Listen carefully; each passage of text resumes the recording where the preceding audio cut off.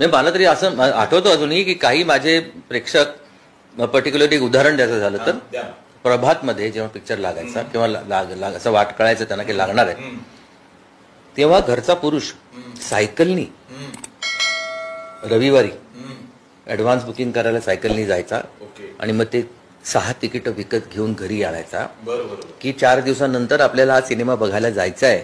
आणि तो करता पुरुष जात असताना त्याची मुलं वाट बघायची त्याला की हा आता बाबा चाललेत. कोणाचं? सचिनचं पिक्चर. म्हणजे 5 वर्षाची मुलगी सुद्धा सचिनचं पिक्चरच म्हणणार. बरोबर. कळलं की नाही? तर ते तिकीट काढायला बाबा चाललेत. अरे दत्ता गेला का? हे असं आईने विचारलं. अरे सचिनचं लागतंय ना पिक्चर? हो हो आई आणतायत ना, ते तिकीट आणायलाच गेलेले आहेत. असा सीन त्या घरात व्हायचा.